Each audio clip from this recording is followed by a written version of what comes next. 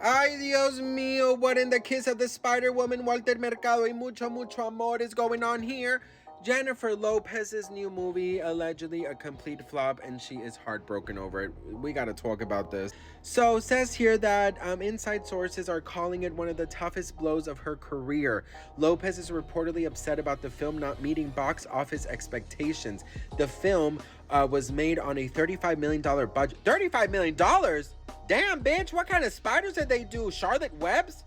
Isn't it fun to just like watch every single movie that they're trying to drop flop? All the movies that they're dropping are just flopping. And they keep on dropping movies. I'm like, sir, y'all wanted to be silent, right? Y'all wanted to be silent on the situation.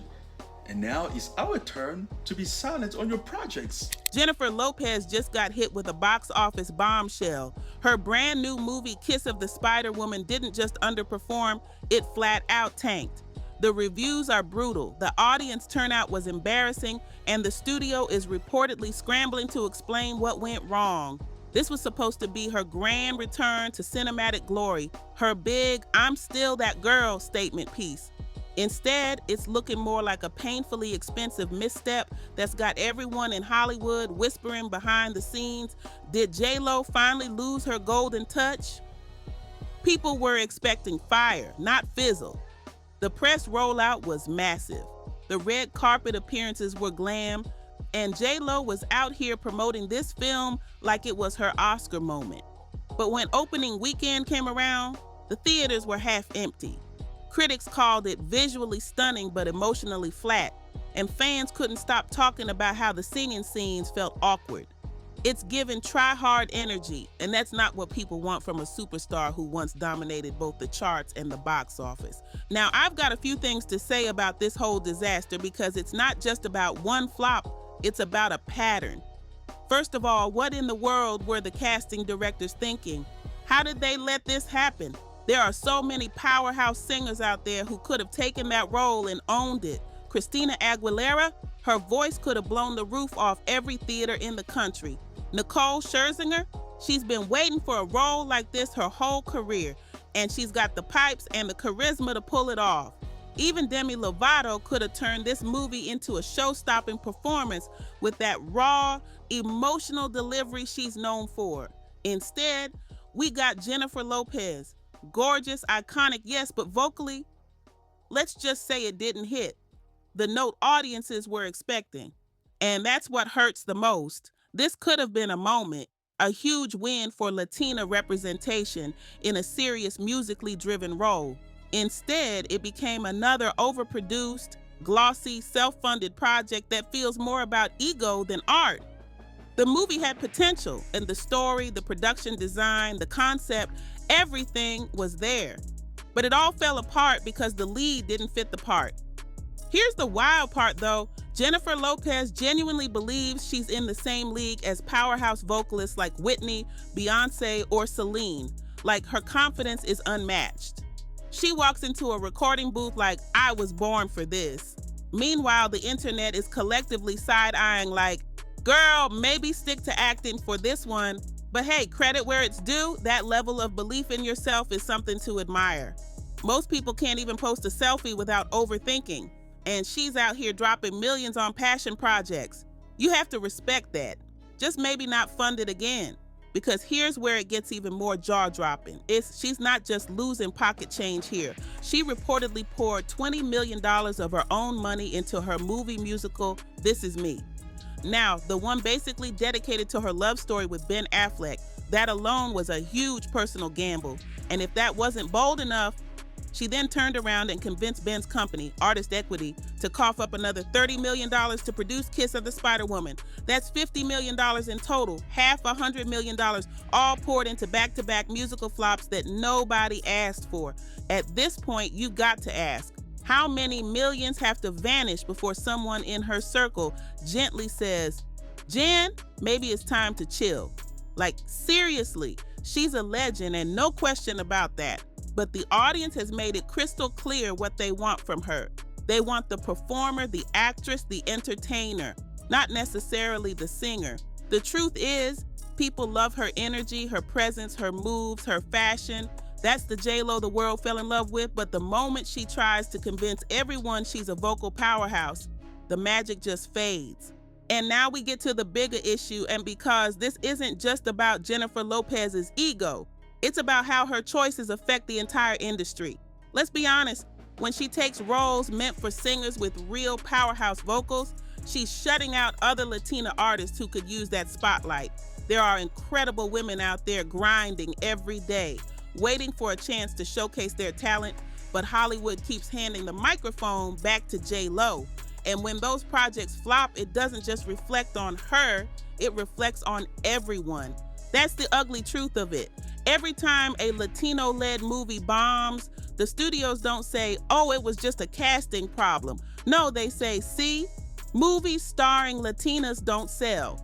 And that's dangerous because it feeds a stereotype that's flat out false. Latino-led projects can sell, and they do sell, when they're done right, when they're built around genuine talent and stories that connect. What audiences are rejecting isn't representation, it's inauthenticity. And Jennifer's recent moves, while bold, are giving vanity project vibes more than anything else. These films don't feel like stories that needed to be told. They feel like personal passion plays made to keep her at center stage. And look, there's nothing wrong with wanting to stay relevant. Every artist fights that battle, but pouring millions into projects that serve more as ego boosters than creative breakthroughs, that's where things get messy. Let's talk numbers again, because this part is wild. Between her own money and Ben Affleck's company's investment, that's $50 million gone. $50 million! That could have funded multiple up-and-coming Latina filmmakers, launched new talent, or built a whole slate of culturally rich, groundbreaking films. Instead, it went to 2 musicals that couldn't even crack the top of the streaming charts. And the return? Barely a whisper. The math just doesn't make sense, and the audience isn't buying what she's selling out. Literally, whoever's cutting checks for the next J-Lo project needs to pause and really think before signing that deal, because at this rate, it's not about supporting art. It's about cleaning up another expensive mistake.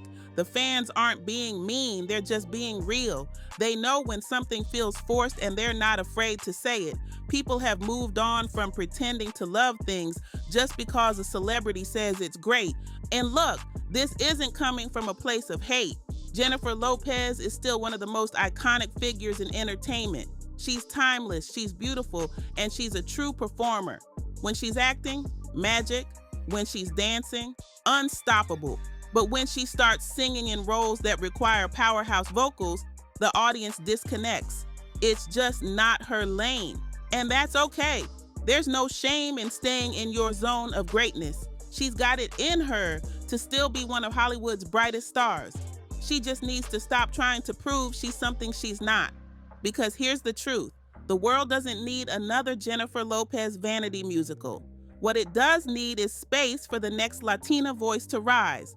The next generation deserves a chance to tell their stories, sing their songs, and take those lead roles that actually fit their strengths. There are women out there right now with voices that can bring audiences to tears, but they're not getting the call because J-Lo's holding the spot. So Jennifer, if you ever hear this, take this as love mixed with a little tough honesty. You've done it all and no one can erase your legacy, but now it's time to use your platform to elevate others, not just yourself. The confidence is inspiring, no doubt, but confidence without self-awareness can cost more than just money. It can cost credibility. At the end of the day, believing in yourself is beautiful. But when your belief turns into delusion, or when $50 million disappears and 2 movies crash and burn, it's time to reevaluate the vision. Jennifer Lopez doesn't need to chase validation through vocals. She's already a global name. What she needs now is a little humility, a little strategy, and maybe a little silence between projects. Because right now she's walking that fine line between bold and blind, and she's doing it in 6-inch heels.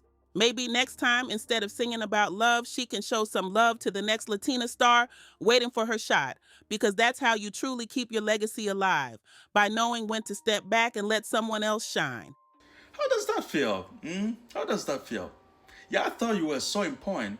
That no matter what's going on in the world, you can just drop a movie and people will forget about everything and go watch your movie. Look at your sales. Nobody's coming. Nobody's coming. Let me tell you right now.